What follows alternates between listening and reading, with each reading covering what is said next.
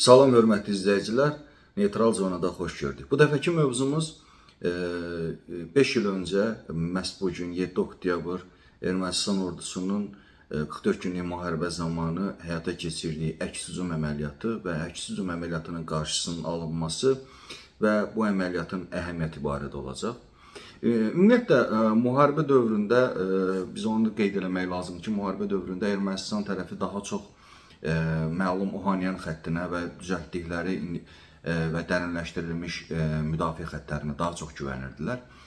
Və birinci günlər təbii ki, Azərbaycan ordusu üçün çətin oldu və bu da normal bir haldır. Çünki əməliyyatın həyata keçirilməsi, ümumiyyətlə dərinləşdirilmiş müdafiə xəttinin yarılması çox ciddi bir problemlər yaradırdı. Və bu təbii ki, bir neçə gün vaxt aldı və bundan sonra daha çox Azərbaycan ordusu irəliləməyə və hücum əməliyyatlarını daha da genişləndirməyə, dərinləşdirməyə başladı. 7 oktyabr əməliyyatına gəldikdə biz onu qeyd etmək lazımdır ki, Nikol Paşinyan 7 oktyabr əməliyyatından 2 gün öncə məhz Qarabağa gəlmişdi və o Qarabağda oradakı hərbi nümayəndələrlə, ümumiyyətlə ki, oranın rəhbərliyi ilə, o qondarma rejimin rəhbərliyi ilə bir görüş keçirmişdi. Hətta bu Paşinyan bu görüşdən o qədər təsirlənmişdi ki, o zaman özünün Facebook hesabında bir status da yazmışdı və orada qeyd eləyirdi ki, ordu artıq hər şeyi ümumiyyətlə planlaşdırıb, Azərbaycan ordusunun qarşısı alınacaq və Azərbaycan ordusuna çox ağır zərbə endiriləcək və əməliyyatlar Ermənistanın xeyri ilə nəticələnəcək. Və əslində Ermənistan tərəfinin ümumiyyətlə atdığı addımlar biz hesab edirəm ki, kifayət qədər doğru idi, kifayət qədər düzgün idi və əslində əgər nəticə versəydi, onların xeyrinə bir çox məsələlər dəyişə bilərdi. Və Ermənistan ordusu, erməni ordusu təxminən 2 tabor və ondan çox, yəni bəzi rəqəmlər 20 deyir, bəziləri daha çox deyir, tank və PDM-lər vasitəsilə qəflətən, yəni günorta vaxtı saat 1 tamamında Azərbaycan tərəfinin gözləmədiyi bir məqamda kənd Oradız istiqamətindən ümumiyyətlə Füzuli Hadrut yolunu tamamilə bağlayır və Azərbaycan ordusunun demək olar ki, döyüşən bölmələri tam mühasirəyə düşür. Bu bölmələrin içərisində xüsusi təyinatlı bölmələr var idi, 2-ci ordu korpusu var idi, 4-cü ordu korpusu var idi. Yəni elə bir vəziyyət yaranmışdı ki, əslində Azərbaycan ordusunun bütün hücumda olan bölmələri əsas vuran gücü demək olar ki, ermənilər tamamilə mühasirəyə salırdılar və mühasirənin nə demək olduğunu və ümumiyyətlə mühasirənin hansı nəticə verəcəyini hər halda indi demək o qədər də asan deyil. Çünki bu o zaman, yəni mühasirə baş versəydi və onun nəticələri olsaydı biz ən azından bundan bağlı fikir səsləndirə bilərdik. Yeri gəlmişkən onu da qeyd edeyim ki, əslində bu tip əməliyyatı ermənilər birinci dəfə keçirmirdilər və onlar ümumiyyətlə 1-ci Qarabağ müharibəsi dövründə də əslində Füzuli istiqamətində Araz çayının qırağı ilə gələrək ümumiyyətlə əsas yolları bağlamış, bütün ərazini ümumiyyətlə öndə döyüşən bütün bölmələri mühasirəyə salmış və o zaman Azərbaycan ordusu çoxlu sayda itkilər vermişdi, hətta mülki insanlar da itkilər vermişdi. Zamanında insanları xilas etmək üçün Araz çayından İran ərazisinə keçirilmə prosesi də baş vermişdi. Və bu prosesdə də əslində Qarabağda məhz 1-ci müharibənin iştirakçıları, 1-ci müharibənin zabitləri də həmən o prosesin içərisində idilər və onlar da bu əməliyyatı hazırlayaraq və tam məxfi şəkildə hazırlayaraq Paşinyanı arxayın salmışdılar ki, biz 1-ci müharibədə də bu addım atmışdıq, uğurlu nəticə vermişdi və ona görə də biz bu əməliyyatı bu formada keçirməliyik. Və Paşinyan bundan o qədər təsirlənmişdi ki, yəni öncədən əslində bununla bağlı, bu əməliyyatla bağlı mesajını çatdırmışdı. Ən azından erməni xalqına bildirirdi ki, yəni artıq bu əməliyyat Azərbaycan ordusunun hücum əməliyyatı dayanacaq və onlar istədiklərinə nail olacaqlar. Əslində müəyyən saatlar olmasaydı və yaxud da ki planlaşdırılan əməliyyatlar baş verməsəydi, əslində əməliyyat son dərəcə ciddi və ağır nəticələnirdi Azərbaycan üçün. Azərbaycan ordusunda xüsusi təyinatlıların bir taboru və məsələn xüsusi təyinatlıların kəşfiyyat rəisi Eldəniz Namazovun rəhbərliyi altında və Almuradovun o zaman rütbəsi mayor olub, tabur komandiri. Onun rəhbərliyi altında Qubadlı istiqamətinə göndərilməli idi və ümumiyyətlə orada avangard olaraq döyüşməli idi. Və tabor əslində 4 tankla təchiz edilir və ümumiyyətlə tanklar konkret olaraq bildirilir ki, bunlar avangard olaraq döyüşəcəklər və onlar artıq əmri, tapşırıqları aldıqdan sonra yola çıxan məqamda məlumat gəlir ki, Ermənistan ordusu ümumiyyətlə Füzuli istiqamətindən əks hücum əməliyyatı həyata keçirib, mühasirəni, ümumiyyətlə Azərbaycan ordusunu mühasirəyə salmaq əməliyyatını həyata keçirib və demək olar ki, vəziyyət çox ağırdır. Bu zaman Qubadlı istiqamətinə gedəcək tabor həmən Horadiz istiqamətinə yönləndirilir və Horadiz istiqamətinə yönləndirilir. Tabor orada açılır, qruplar yaradılır və öndəki tanklar və digər vasitələr, snayperlər filan və bu əməliyyat artıq başlayır icra olunmağına. Amma burada məsələ təkcə əməliyyatın, təkcə xüsusi təyinatların bir taboru məsələsi deyil burada. Digər istiqamətdə isə Tosların və Spike'ların komandiri mayor Bəxtiyar Mustafayev.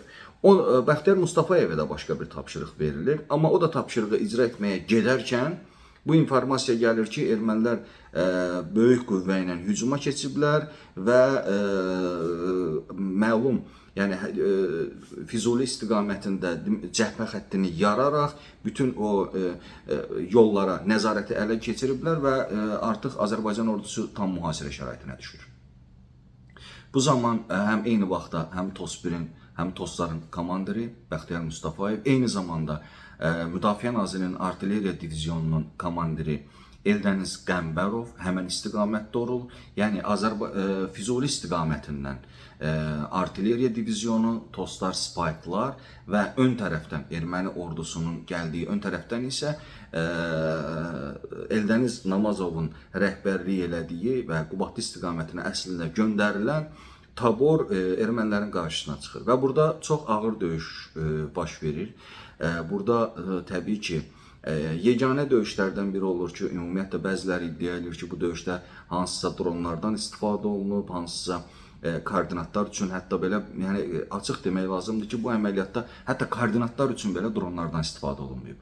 Və burada Eldəniz Qəmbərov məlum oradakı yüksəkliklərdən, yəni oradakı komanda məntəqələrindən birinə gedərək döyüşü, ümumiyyətlə erməniləri birbaşa açıq gözlə izləyir və oradan dəqiq koordinatlar verir və o koordinatlarla eyni zamanda Spike'lar və TOS1-lər də fəaliyyət göstərir və xüsusi təyinatlıların taboru da qarşı tərəfdən ermənilərin qarşısını kəsir və burada çox ağır bir döyüşlər baş verir. Döyüşün nəticəsində ermənilərin demək olar ki, hərbi texnikalarının bir hissəsi vurulur, böyük hissəsi Azərbaycanın əlinə keçir və Azərbaycan ordusunun əlinə keçir. Onların ümumiyyətlə 2 taboru orada demək olar ki, taboru məhv edilir. Tabordan qalanlar artıq geri qayıdırlar, yəni əməliyyatın başladığı istiqamətə doğru, Araz çayı istiqamətinə doğru geri qayıdırlar və orada təbii ki, Azərbaycanın digər bölmələri, Azərbaycan ordusunun digər bölmələri gəlir, orada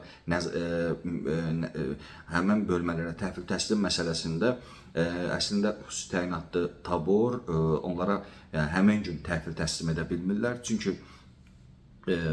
həmin bölmələr ümumiyyətlə müdafiəni qorumaq, ümumiyyətlə müdafiə olunmaqla bağlı ən azından şübhələr olur və ona görə də həmin o xüsusi təyinatlı tabor bu hücumun qarşısını alan və bu hücumun ümumiyyətlə genişlənməsinin qarşısını alan xüsusi təyinatlı tabor ümumiyyətlə sona qədər o istiqamətdə qalır. O ki, həmin müddətə qədər ki, ermənilər artıq bu əməliyyatda tamamilə uğursuz olurlar və onlar geri çəkilirlər. Və onu qeyd etmək lazımdır ki, və Ermənistanda hazırda ən çox, ən ciddi cinayət işi və bu məsələ ilə bağlı ən ciddi cinayət işi məhz 7 oktyabr əməliyyatı ilə bağlıdır və Paşinyan da ən çox bu əməliyyata görə tənqid olunur ki, ermənilərin Araz çayı istiqamətində, Füzuli istiqamətində ən ciddi, ən hesab edirəm ki, əsas vurucu gücü sayıla biləcək taborları, tank taborları ümumiyyətlə orada həmən əməliyyata cəlb olunur və həmən əməliyyat tamamilə uğursuzluqla nəticələnir.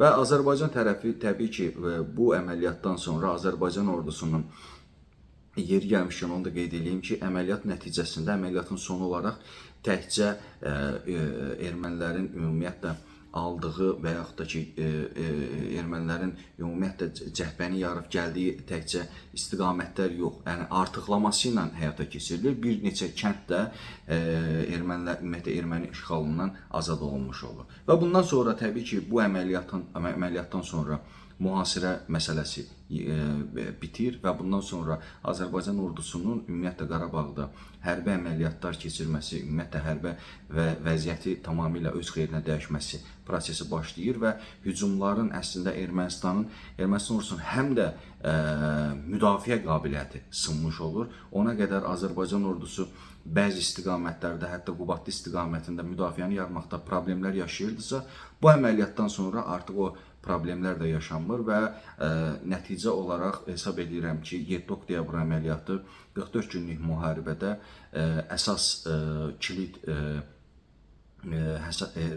hesab edirəm ki, əsas ümumiyyətlə əməliyyatlardan biri sayılır. Geri dönüş olan əməliyyatlardan biri sayılır. Bu əməliyyat Ermənistan üçün uğurlu olsaydı, nəticə nə olacaqdı? Biz indindən bunu deyə bilmirik və bu təbii ki, Azərbaycan ordusu əgər bu əməliyyatı vaxtında və düzgün şəkildə yerinə yetirməsəydi, ümumiyyətlə mühasirənin baş tutmasını, qarşısını almasaydı, hesab edirəm ki, ən azından müharibə 44 günə yekunlaşmazdı. Ona görə də düşünürəm ki, 44 günlük müharibədə ən önəmli əməliyyatlardan və geri dönüş olan və ümumiyyətlə müharibənin ən əsas əməliyyatlarından biri məsələ 7 oktyabr əməliyyatıdır. İzlədiyiniz üçün təşəkkür edirəm. Sağ olun, var olun.